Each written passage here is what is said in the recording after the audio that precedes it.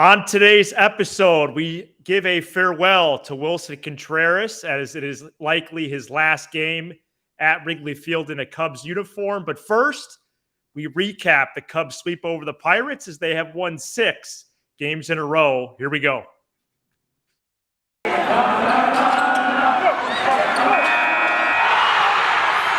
You are Locked On Cubs, your daily Chicago Cubs podcast, part of the Locked On Podcast Network, your team every day.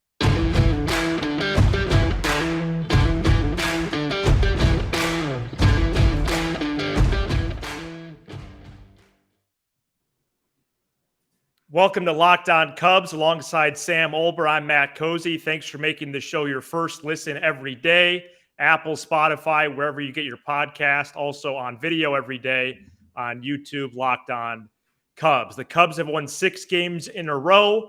They are 5-0 in the second half after defeating the Pirates on Tuesday in a rare Tuesday matinee on the north side. 4-2 was that ball game.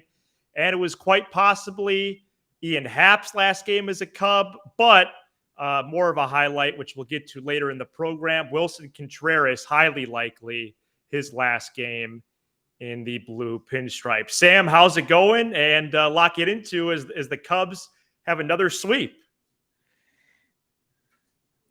It's going pretty good. You know, if you're listening, got the broom here. As predicted on this show, we were not going to lose a game at home to those Pirates. Okay. It makes me very happy to beat them because they've actually been a thorn in the Cubs' side for a lot of this year. They took 3 of 4 at Wrigley. They took 3 of 4 at PNC. It was nice to get that 2-game sweep. We're going to talk about a lot. I think just from this game in a vacuum, the story continues to be Keegan Thompson as he moves to 8-4 with a 3.16 ERA. And I always like to look when I look at somebody's ERA, especially inflated ones, which this obviously isn't. Okay, was it just 1 or 2 bad starts? He had back-to-back blow-up outings in Baltimore and at Yankee Stadium during the Cubs' 165-game losing streak. And since then, he has been dynamite. Before then, he had been very good. But this seems more sustainable, Matt. There's swing and miss. There's that big sweeping slider. The only mistake he made, and it wasn't even earned runs because they charged Horner and Air on the play before, was a 1-2, I think it was a fast. I think it was just a 4-seam fastball right down the middle to Cruz. But the problems that Keegan Thompson has run into in the past, especially in those at that outing at Yankee Stadium, was being too fine and trying to nibble. So, if you catch too much of the plate here and there, I'd rather that than nibble. He threw a beautiful game. I'm not going to lie. I did not watch every pitch. I listened to every pitch. I did not watch every pitch. Mm-hmm. Man, can I just do a side note? Is this a media report? Yeah, and a positive one. Yeah, please. When I'm driving and it's about 1:15 and Pat Hughes says, Chicago Cubs baseball is on the air, I could be on my last leg and I'll smile. Yeah. I think that might be my favorite thing to hear in my life. Yeah. And the way he says it, the way he does the lineups, it's so artistic and beautiful. And by the way, how about the description of the uniforms? Oh, well, that's always the best. And also Elise Menaker, very good in the booth. She's excellent. She's really good. I almost, I don't want to, go after anybody's job, but if she was just 1 of 2, I'd be fine with it. She's really good. She's excellent. Great addition by Marquis. Okay, there's maybe a bingo card erased there. Rare Marquis praise checked off. But just want to say it was another combination today. Yeah, that's true because it was the 3-person booth. So that is a new combo. I might, if I ever have the fortune of getting married, which doesn't seem likely in my future. But if it ever happens, instead of music for our first dance, I want Pat Hughes talking. I want Pat Hughes describing a long home run and saying, "Get out the tape measure." You don't want him describing the wedding, but just in baseball jargon? No. I want him talking. I want to listen to him live call a Cubs game while I'm on the dance floor. Yeah, so that it would be a in-season wedding. That we could arrange that. I mean, is he just terrific? That's actually a great idea. He would really be a great MC. Yeah. Oh boy. I really enjoyed watching this game. Did you? Oh, did you watch the whole thing? Yes. Aside from a brief detour in the middle innings, actually, I missed the Pirates' run scoring.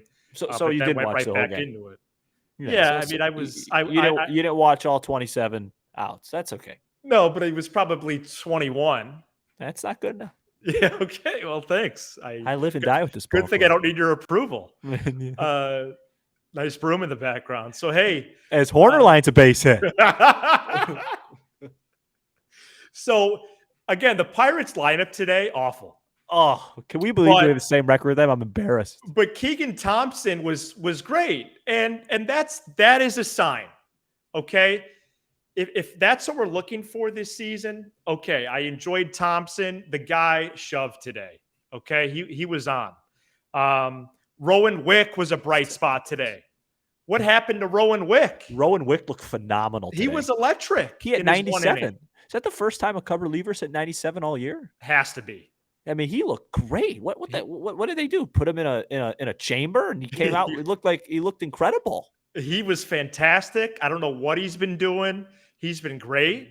And then we'll see. I don't know if something's going to break between now and the next time the Cubs take the field, which is not until 9:15 Central on Thursday. But Robertson might be on another team by then, and he would have pitched today. Yeah, that was indicative of the move there with Givens throwing back-to-back games. Low Givens was great again today too. Again, competition level, but he's doing his job. He's been doing it now for a while, and his trade value continues to go up. But the three doubles that helped lead to 3 runs in the first, Seiya Suzuki, excited to put his name in the title. Again, just that sharpness, really good to see. And he puts a ball on the waveland late in the game, just drilled that thing, and it was on a 2-strike pitch too. Yeah, and you and I were on the phone while that happened, and I was watching the game on a little bit of a delay, and I didn't know it. You gave that away to me, and it made my entire my endorphins just shot up. Yeah. That's his first home run since pre-Easter.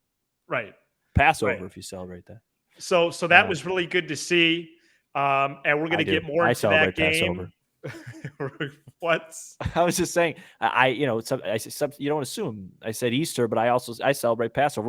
Whatever April holiday you celebrate, that's the last time Seiya Suzuki and Homer at Wrigley Field. It had been a while, safe to say. So let's get more into the game, unpack potential last games for Contreras, especially maybe Hap as well. But first, I want to tell you about Blue Nile. Make your engagement moment sparkle with Julie from BlueNile.com, and Locked On Cubs listeners get $50 off purchases of $500 or more. Use the code Locked On. Plus, every order is insured, ships free, and arrives in discreet packaging that won't give away what's inside. Shop stress-free and find your forever piece of wedding bling. Go to BlueNile.com today and use the code Locked On.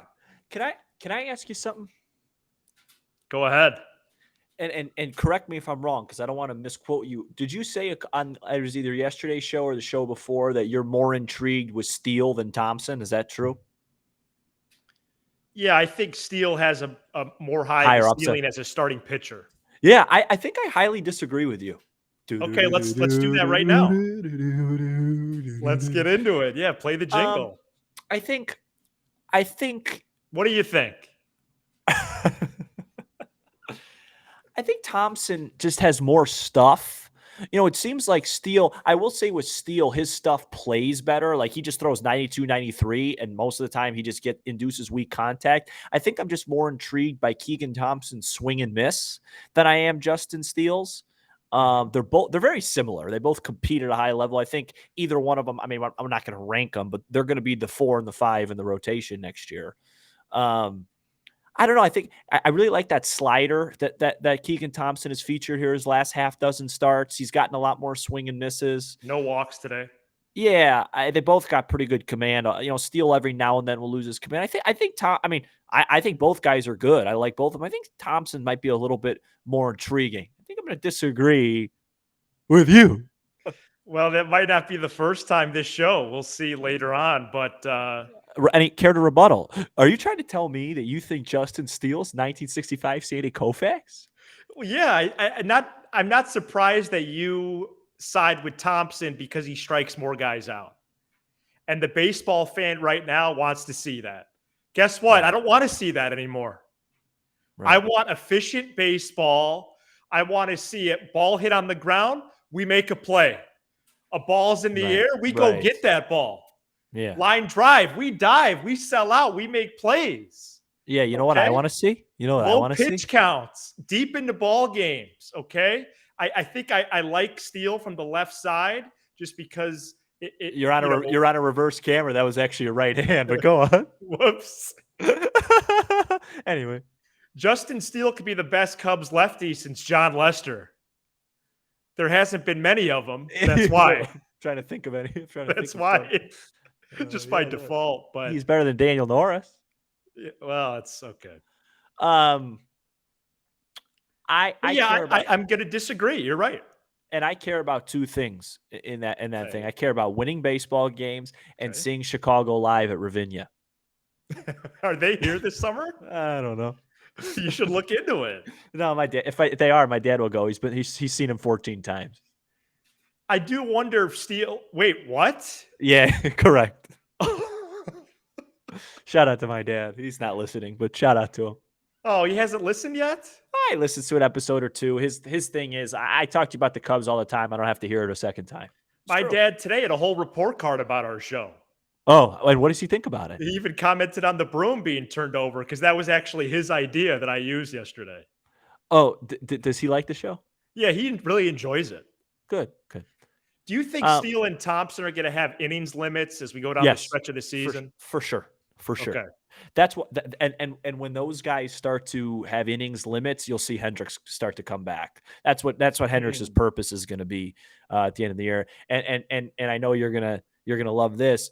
It'll probably mean more innings for a guy like Matt Swarmer in AAA when he comes back. Like at the end of the year, you'll see Stroman pitch, you'll see Hendricks pitch. I have no idea what's going to happen with Wade Miley. Like that we haven't talked about that. That's a mystery.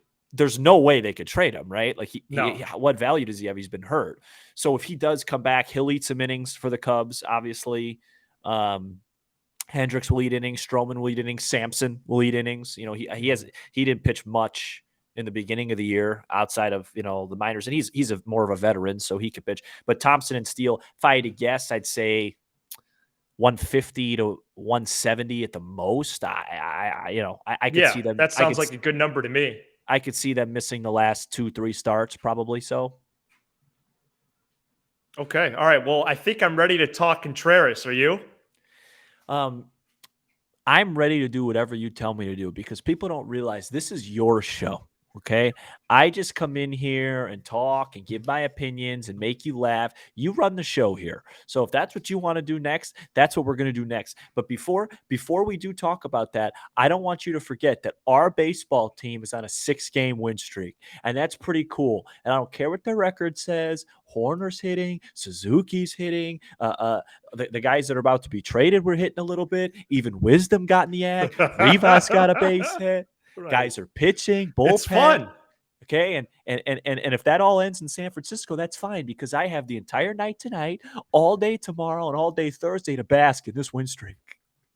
How about BetOnline? BetOnline.net is your number one source for all your betting needs and sports info. Find all the latest sports developments, league reviews, and news, including all things baseball. Head to betonline.net or download the app to learn more about the trends in action. Bet Online, where the game starts. I feel like I'm lower than normal today. Lower or higher? I don't know what the correct term would be, but yes, there's something going on with your video position. If you're watching on YouTube, if you're not, maybe give us a chance on the video stream. Is it better now or no? Appreciate our audio only listeners. Yeah, it's a little better. Huh. Interesting. Starting to read some of these ads in my sleep. Anyways, today was likely Willson Contreras' last game in a Cubs uniform at Wrigley Field, Sam. And if the Cubs aren't going to re-sign him prior to free agency, which they've established is not going to happen. Now, the reason why that's not going to happen, we could definitely go down that rabbit hole. I would be fine with that. There's a lot of good reasons why. Okay? Yes, sir. The fact is they're not going to re-sign him. So then there is literally, if you're doing your job with Jed Hoyer, by the way, has proven that he is totally unemotional. As he should be. As he should be. So there is a 0% chance, why Willson Contreras shouldn't be traded.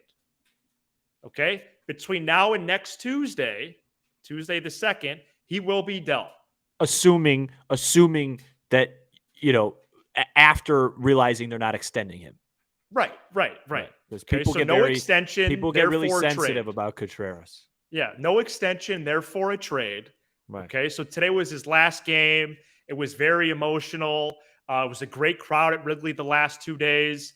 Surprisingly enough, actually to my pleasant surprise, Marquee really played up this storyline and showed a lot of the footage. I was actually glad to see that footage. But for them to profess that it was probably the last game, I was surprised by that.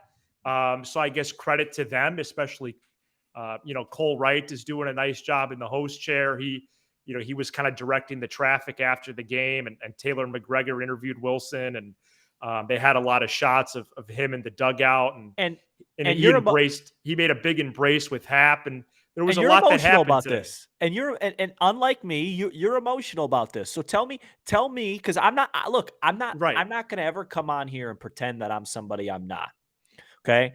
Yeah. I have the ultimate respect for Willson Contreras. Mm-hmm. He is a tough player, a very good player that gives it his all, loves it here, and loves the fans. I have nothing but respect for him as what he does for a living and what he's done for the Cubs. However, I am somebody that has been on the record of saying I'm ready to move on from the core.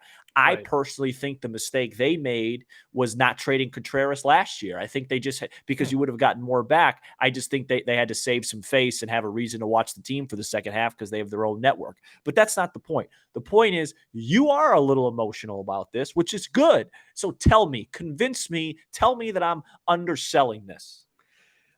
I don't know if you're underselling it, but I am emotional for a couple reasons. Okay. Number one, but I'm trying to manage my blue and red emotions. I'm trying to manage them. I think I'm doing a better job. One of the reasons is because Willson, when they build the World Series statue and they take the cover off, which I'm predicting they do opening day 2026, that would be the 10-year anniversary. Contreras will be a part of the statue.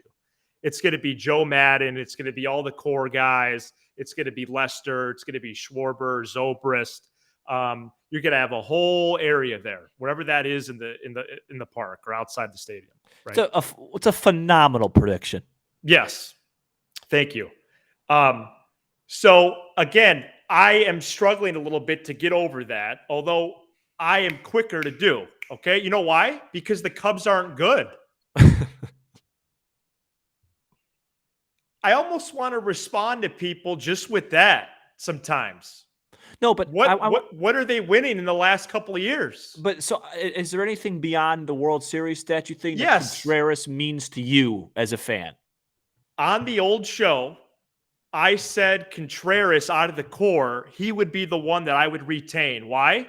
Because it's hard to get a catcher that's a complete package. Right. Defensively, he's average to even below average now, especially receiving. Okay. He throws to bases outstandingly well. He's a huge offensive piece. It's hard to get that, even though he is going to be 31 by opening day next year. It's hard to get a catcher that has that many tools in his box. Right. So out of all the core members, I thought he would be the one that you would re-sign, and he would be not the piece, but a piece that you would build around. Okay, you bring in new blood, you bring in new players. Contreras is still the catcher. Does he catch every day? No. Maybe he takes some grounders at first. He also, now the DH is in the National League, so you play him in different spots, but he basically plays, not basically, he plays every day, or at least hits every day. So that's what I'm struggling with a little bit. Yeah. But I don't know the money situation. I don't know what the Cubs are peaking towards in the mirror ahead. And I'm going to trust in what they do in the next few days. And one of the reasons why is because all the good prospects they got when this happened last summer. Not one trade, not two, not three. It was 5 or 6 that they hit on. So why can't they do that again? Yeah, I don't really feel it's appropriate to say my side of the Contreras thing, because I think people know it already. So I'll just bare bones it. I think he's, over the course of his career, he's a good offensive catcher. This year he was really hot for a while. I just think those numbers are probably going to come down at some point. The catching has gotten pretty bad. I mean, the difference between the pitching when Yan Gomes is behind the plate, as he was today, and the difference with Contreras is it's too big to ignore. So when you then turn Willson Contreras into a modified DH, we've talked about this. I don't want to talk about it again. Yeah, I agree with that element of it. His value gets lower. But I don't think that this is like a white flag of the Cubs not competing for a couple more years. I'll throw Happ into the fold here because he'll probably go. Happ is the one I struggle with more, what the future means, but go ahead. Yeah, no, and I think I agree with you. That's why I thought originally when I was on the show, I said they weren't going to trade him, but the signals obviously point in a different direction. Yeah, no, at this point I'd say it's 99%. Wow. No, I'd probably say, yeah, it's as close to 100 without being 100 as it can be. Yeah. I just think that Hoyer is stuck in this, and I'm not saying he's wrong or right. This, I want to build something to sustain. We should have traded Baez in 18 or Schwarber in 18. We couldn't extend them. So I'm not going to make this mistake. And if he doesn't trade Happ now, he's going to make the same mistake that he made with Contreras and then trade him a year after. And I don't buy this idea that Contreras and Hoyer never had conversations, or Contreras' reps and Hoyer. I just don't buy that. Sure. They didn't have one conversation. I'm sure the conversation was, hey, Willson, we view you at this amount. And they were probably $50-60 million off. And I was like, all right, this is going to work. Right. I wouldn't rule out Contreras testing the free agent market, realizing, oh, wow, the Cubs weren't the only team that offered me a lot less. And then maybe something happens, like I said, like a Dexter Fowler situation. Yeah. But that's not what this episode's about. Look, I feel about Willson Contreras a little bit more strongly than probably any of the core guys, just because, and I felt, and Baez too in this regard, in a different way. He just he cared a lot. Contreras. Remember last year when Contreras and Rizzo got into it, because Rizzo was kind of like lollygagging a little bit. And, Contreras cares. Always had that gear. Yeah, he always cared. And sometimes that was probably his detriment. He cared so much and was so hyped up that, like, in those big situations, he kind of almost overdoes it and he doesn't calm himself down. You know what I'm saying? That's why he struggled in high leverage spots. But he's somebody that cares. He cares about the organization. He cares about the fans. He had some huge moments in 16. He was an extremely above average catcher for every year that he was here. and there's nothing but positive things to say about him. And I hope for their sake, Hap as well, they get traded soon, because it's starting to get awkward now. It's like it's hard for these guys are human beings, and I understand they're professionals, but they get anxious, like they get mental, like they're humans. Do you know what I'm saying? Mm-hmm. And like to go play 4 games now in San Francisco, it's just so pointless. Like let's figure out. And I know there's bidding wars and things of that nature. I get it. I get the business side, but I hope to just see them go sooner than later, for their life and character sake. Because that can't be easy, in my opinion. One thing I want to say, Matt, before you say what you want to say, and then I say what I want to say, and you say what you want to say. You made a great point. The crowd these 2 days was exceptional. They were exceptional. And I know the cynics out there are going to say, well, that's the problem. They stink and the crowd still shows up, so it enables Ricketts. I had goosebumps at the end of that. You know how many cities and how many ballparks would give Contreras and Hap ovations every time they hit today? 0. I mean, just the Cubs. Yeah, maybe 1 or 2. And the thing is, it's not like, and I'm not trying to disrespect Hap or Contreras at all. I'm just saying, it's not like these guys are Derek Jeter or David Ortiz to the organization. Although the big difference this summer from last is all the dudes last year were playing poorly, and these guys were all-stars. Right. Agree. But it's just like, Willson Contreras, when he's all said and done, will probably be in the conversation for one of the 20, 25 best Cub guys ever. Yes, 30. 100%. Hap probably not, top 50-ish. And they all got standing ovations every time they hit. Every time. That's just an amazing fan base, and a fan base that I am thrilled to be very much part of. And even yesterday's game, I mean, the crowd, it was like a playoff game. It had a playoff atmosphere last night. They're playing Pittsburgh. Today was their 40th win. I mean, that was freaking awesome, man. And man, do I have good lighting in here? Sorry. No. Something on my end's not good today. My headphones are all off. Well, that's a you problem. They're falling off. I look at Willson Contreras very fondly. Okay, but the fact is that he will be dealt. Okay, where to? We're not sure. I have a bad read on that, Sam. Just off of what you were saying, and we're going to talk about that tomorrow. Yeah, are they really going to wait until like Sunday, Monday, or Tuesday? I could see it happening, but also I could see a deal or two before they take the field on Thursday night. There will be a trade before Thursday night's game. Okay, there's a Sam prediction. We're going to do a mailbag this week. Please send us your questions. We're going to do a trade show where we make a prediction. Hey, we think Michael Givens is going to go to this team, or this player is going to go to that team, all that stuff.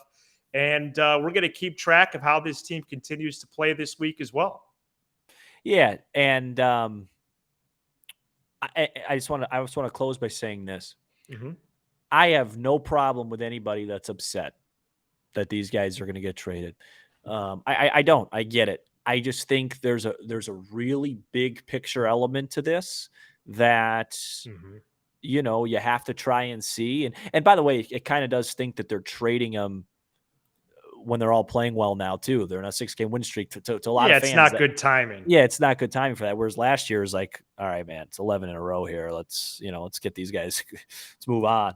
But I get it. Everyone has their own perspective. All I could say is that somewhere down the line here, next year, in a couple of years, we're going to have a really good baseball team again.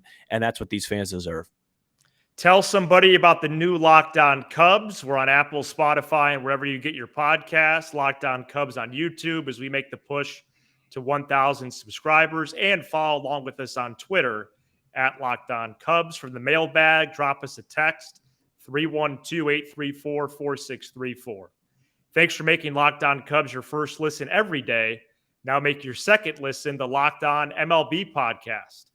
MLB expert Paul Francis Sullivan brings humor, passion, unique perspective on every team and the biggest stories around the league. For Sam Olber, I'm Matt Cozy. This is Locked On Cubs.